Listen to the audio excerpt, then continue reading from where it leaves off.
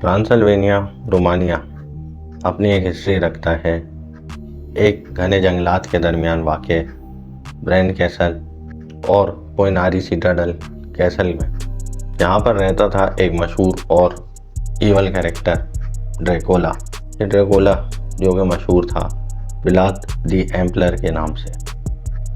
दोस्तों, ये स्टोरी है व्लाद दी एम्पलर की बायोग्राफी के बारे में कि व्लाद दी एम्पलर आखिर था कौन।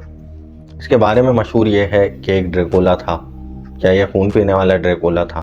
नहीं, यह खून पीने वाला ड्रैकुला नहीं था, ये उससे भी कहीं ज़्यादा था। चलते हैं और इसकी बायोग्राफी देखते हैं कि व्लाद ड्रैकुला, व्लाद एम्पलर, ये व्लाद आखिर था कौन। व्लाद जो कि मशहूर था व्लाद दी एम्पलर के नाम से, इसका पूरा नाम था व्लाद ड्राकुल।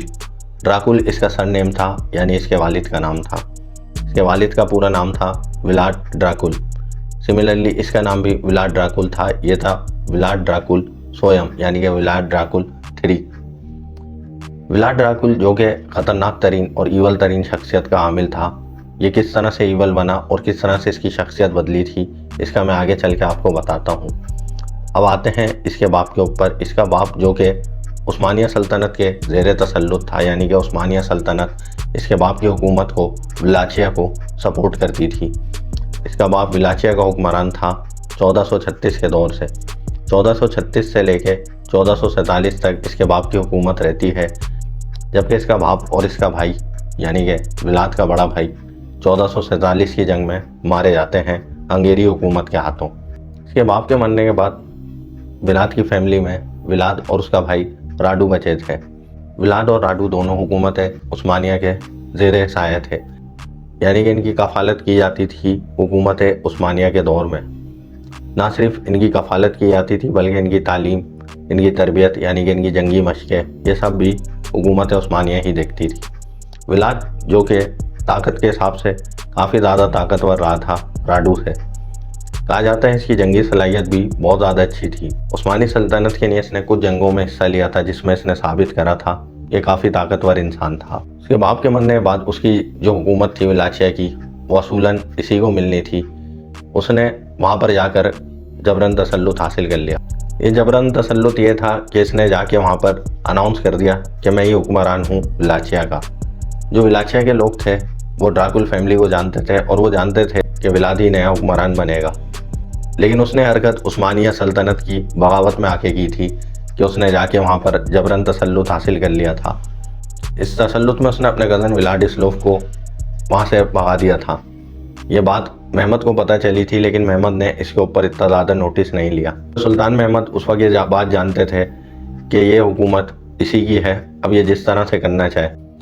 लेकिन सुल्तान महमद को ये उम्मीद इससे बिल्कुल नहीं थी कि वहाँ पर आके जबरन कब्ज़ा कर लेगा। ना सिर्फ उसने वहाँ पर कब्ज़ा कर लिया था बल्कि वहाँ पर अपने जंगी दस्ते भी एक्टिवेट कर दिए थे। इसने जंगी दस्ते वहाँ पर एक्टिवेट करे और काफ़ी साल गुजरने के बाद वहाँ पर इसकी कंप्लेंट्स बहुत ज़्यादा आने लगी। सुल्तान महमद को पता चला कि वहाँ पर बहुत ज़्यादा मज़ालिम करने लगा है, वहाँ पर लोगों पे इसके तशद्दुद के बहुत ज़्यादा वाक़यात सामने आ रहे थे। तो आसपास के गांव थे, कहा जाता है उन पर भी ये कब्ज़ा करना शुरू कर देता है आहिस्ता आहिस्ता। और ये बात ये भी जानता था कि सारे गाँव उस्मानिया सल्तनत के ज़ेर तसल्लुत आते हैं। ये कब्ज़ा करने की सिर्फ एक ही वजह थी, वो थी बगावत। वो ये चाहता था कि वो वहाँ पर हुक्मरानी करे। जबकि सुल्तान महमद को ये बात बिल्कुल पसंद नहीं आई थी कि उसने एक तो बगावत की है और फिर वो दूसरे गांवों के ऊपर कब्जे भी कर रहा है, साथ में वो महसूल भी अदा नहीं कर रहा था। महसूल वो टैक्सेस से जो वलाचिया की हुकूमत अदा करती थी सुल्तान को। ना सिर्फ वलाचिया की हुकूमत बल्कि आसपास के इलाकों में जितनी भी हुकूमतें थीं वो टैक्सेस अदा करती थी सुल्तान को।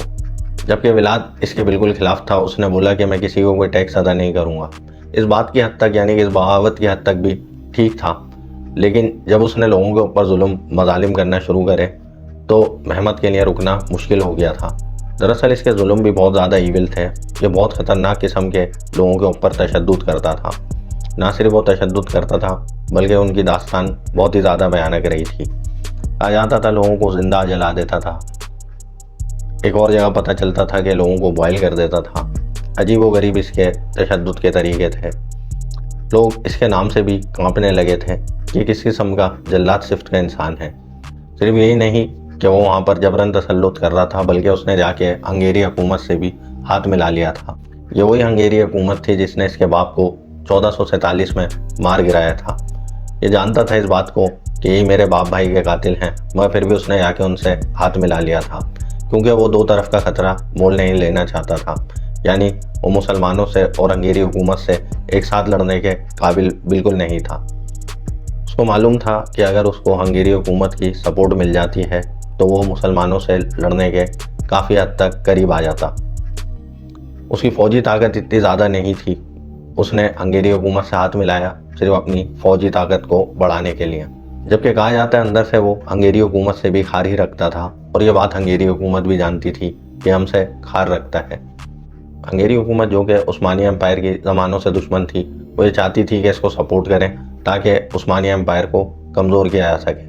विलाद उनसे भरपूर फौजी दस्ते लेके बहुत ज़्यादा ताकतवर हो गया था, और उसने सबसे पहले अपने कज़न व्लादिस्लाव को मार गिराया था, यानी कि अपने ही कज़न को मार दिया था, जो कि वलाचिया पे उसकी हुक्मरानी से पहले हुक्मरानी करता था। यह बात सुल्तान महमद तक पहुंची और उसने इस बगावत पे अब बस कर दी थी। उसने बोला कि अब बहुत हो गई है, और उसने अपनी फौजी दस्ते वलाचिया की तरफ रवाना कर दिए। अपने फौजी दस्ते वलाचिया की तरफ भेजने से पहले उसने एक आखिरी कोशिश और करी, जिसमें उसने कुछ एलची और राडियो को भेजा था कि जाके इससे मुज़ाकरात करो और इसको बताओ कि अगर वो महसूल अदा कर देगा और माफ़ी मांग लेगा तो हम उसे माफ़ कर देंगे। वो जाके उसको तंबी देते हैं और बताते हैं कि अगर तुमने महसूल अदा कर दिया और माफ़ी मांग ली तो सुल्तान तुम्हें माफ़ कर देंगे। लेकिन विलाद, जो कि बागी हो चुका था पूरी तरह, अब खुल के अपनी बगावत का ऐलान कर देता है और कहता है कि मैं किसी किस्म का महसूल अदा नहीं करूँगा और ना ही अपनी हुक्मरानी उसके हवाले करूँगा। राडू उसको समझाता है कि हम इनसे ज़्यादा ताकतवर नहीं हैं और ये हमें मार गिराएंगे, लेकिन वो इस बात को नहीं समझता और कहता है कि मैं मरना पसंद करूँगा, तुम्हारी तरह डर के नहीं जीऊँगा। राडू उसको काफ़ी हद तक समझाता रहता है कि वलाचिया के लिए ऐसा मत करो, वलाचिया में जंग अच्छी बात नहीं, लेकिन वो राडू को मना कर देता है और उसको भेज देता है। हालांकि वो ये बात जानता था कि राडू सुल्तान के साथ मिला हुआ है, लेकिन वो राडू को कुछ नहीं कहता, जबकि जो दोनों एलची आए थे उनको मार देता है। उन दोनों एलचियों के कटे हुए सर देख के महमद समझ जाता है कि वो क्या इरादा रखता है। महमद अब पूरी तरह से चढ़ाई कर देता है वलाचिया के ऊपर। महमद ये चाहता था कि वलाचिया को आज़ादी दिलाकर राडू को वहाँ का नया हुक्मरान बनाया जाए। वलाचिया की तरफ आते हुए जंगी दस्ते देख के अब विलाद थोड़ा घबरा चुका था। विलाद ये बात अच्छी तरह जानता था कि वो बहुत ज़्यादा ताकतवर तो हो चुका है, लेकिन वो ये बात भी जानता था कि उस्मानिया हुकूमत से जीतना उसके बस की बात नहीं थी। वो सिर्फ एक कोशिश ये करना चाहता था कि उस्मानिया सल्तनत को कमज़ोर कर सके, और इसकी ये बात सुल्तान महमद भी जानते थे कि ये कुछ इसी तरह के ख्यालात रखने वाला इंसान है। वो इसकी इवल फितरत को अच्छी तरह समझ चुके थे। जब दस्ते बहुत करीब पहुंच चुके थे वलाचिया से, तो विलाद ने भरपूर तरीके से अपनी जंगी पोजीशन सेट कर ली थी।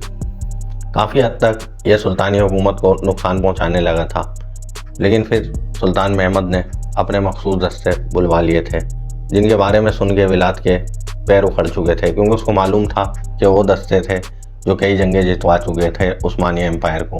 विलाद ये बात अच्छी तरह जानता था कि वो इन दस्तों से नहीं लड़ सकता था, लेकिन फिर भी वो डरा नहीं और उसने मुकम्मल जंग की तैयारी कर रखी थी।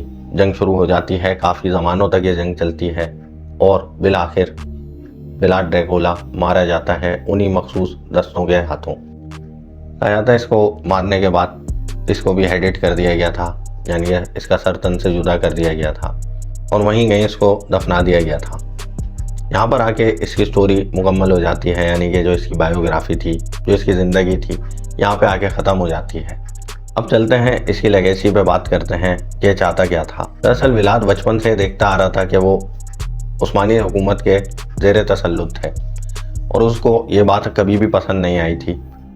वो ये चाहता था कि हम आज़ादी से अपनी ज़िंदगी जिएं और किसी को महसूल अदा ना करें, जबकि उस्मानी हुकूमत हमेशा से इनको सपोर्ट कर रही थी, यानी वलाचिया को सपोर्ट कर रही थी। वलाचिया दरअसल वो मकाम था जो हंगेरी हुकूमत और उस्मानिया सल्तनत के दरमियान में था। अगर तो इसका बाप यानी कि विलाद ड्राकुल उस वक्त कांटेक्ट नहीं करता उस्मानी हुकूमत से, तो जानता था कि हंगेरी हुकूमत हमारे ऊपर काबू पा लेंगे, जबकि उस्मानी हुकूमत कभी भी वलाचिया पे अटैक नहीं करती। यही वजह रही थी कि विलाद ड्राकुल ने, यानी कि इसके बाप ने, हाथ मिला लिया था उस्मानी सल्तनत से ताकि वो प्रोटेक्टेड रहें।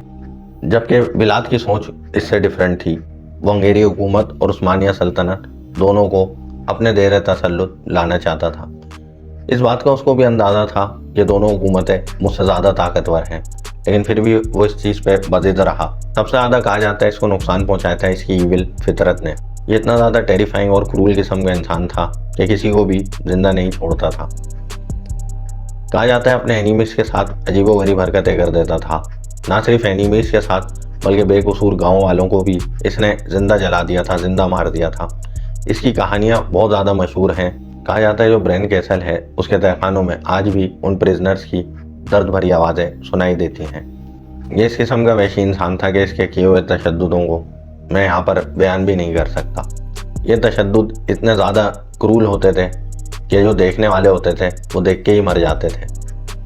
यानी कि इंसानियत सोच सलूक करने वाला ये हुक्मरान था, और ये एक ऐसा हुक्मरान था जो कि जबरन लोगों के ऊपर तसल्लुत करना चाहता था। एक तरफ इसको कहा जाता है कि रोमानिया का हीरो था, जबकि ज़्यादातर इसके बारे में लोग ये कहते थे कि एक ईवल फितरत का इंसान था। दरअसल ड्रैकुला का मतलब भी कुछ यही होता है, जैसा कि द सन ऑफ ईवल या द सन ऑफ ड्रैगन। और सिमिलरली इसके अंदर यही फितरत मिलती थी, ये एक डेविल था, एक ईविल था। फितरतन ये बहुत ज़्यादा ख़तरनाक इंसान था और कोई भी इसके शर से महफूज नहीं था। कहा जाता है वलाचिया के लोग भी इसको पसंद नहीं करते थे। जब सुल्तान महमद ने राडू को हुक्मरान बनाने का ऐलान करा था तो वलाचिया की हुकूमत बहुत ज़्यादा खुश थी। राडू को उन्होंने फुली सपोर्ट करा था क्योंकि वो ड्राकुल का बेटा था और बहुत ज़हीन इंसान था, जबकि विलाद ताकतवर तो था लेकिन ज़हीन नहीं था। क्योंकि उसकी फितरत ईविल थी तो वो अपनी ईविल फितरत की वजह से मशहूर रहा था। जो वलाचिया के लोग थे वो ये बात जानते थे कि क्रूल किस्म का इंसान है जिसको हुकूमत का बिल्कुल भी सेंस नहीं था। इसने कई सालों तक वलाचिया को जंगों में धकेल दिया था। कहा जाता है जब राडू को सुल्तान महमद ने वलाचिया का प्रिंस अनाउंस कर दिया था तो वहाँ के सारे जितने भी महसूलात थे वो माफ़ कर दिए थे, क्योंकि उस वक्त वो इस पोजीशन में नहीं थी वलाचिया की हुकूमत कि उन महसूलात को अदा कर सके। ये अच्छा मौका मिला था वलाचिया की हुकूमत को सर्वाइव करने का, और उन्होंने सर्वाइव करा भी, और वो ज़ेर तसल्लुत ही रहे उस्मानिया सल्तनत के। तो फाइनली अगर हम बात करें व्लाद द एम्पलर की या ड्रैकुला की, ड्रैकुला जो कि खून पीने वाला दरिंदा होता है, कहा जाता है ड्रैकुला से भी ज़्यादा खतरनाक दरिंदा था। एक मशहूर नॉवेलिस्ट थे जिनका नाम था ब्रैम स्टोकर्स, जिन्होंने एक नावल लिखा था जिसका नाम था ड्रैकुला। और ड्रैकुला नावल भी व्लाद द एम्पलर की ज़िंदगी के ऊपर बनाया गया था। ना सिर्फ उसका कैरेक्टर बल्कि ब्रेन कैसल की स्टोरी और उसका ब्रूटल फेस, जिस तरह से वो लोगों का खून पीता था। ये स्टोरी काफ़ी सिमिलर है इसकी स्टोरी से। कहा जाता है जहाँ पर इसको दफनाया गया था काफ़ी अरसे बाद जब वहाँ खुदाई की गई तो वहाँ पे इसकी लाश भी मौजूद नहीं थी। इसके बारे में अजीबोगरीब मिथिकल लीजेंड स्टोरीज मशहूर हैं कि ये सचमुच में एक ड्रैकुला का कैरेक्टर है जो आज भी जिंदा है और लोगों का खून पीता है, जबकि ये एक ईवल कैरेक्टर का इंसान ज़रूर था लेकिन ये मर चुका है। दोस्तों होप आपको ये व्लाद द एम्पलर की स्टोरी पसंद आई होगी। अगर अच्छी लगी है तो वीडियो को लाइक करें, चैनल को सब्सक्राइब करें और देखते रहें मिस्ट्री मॉन्स्टर।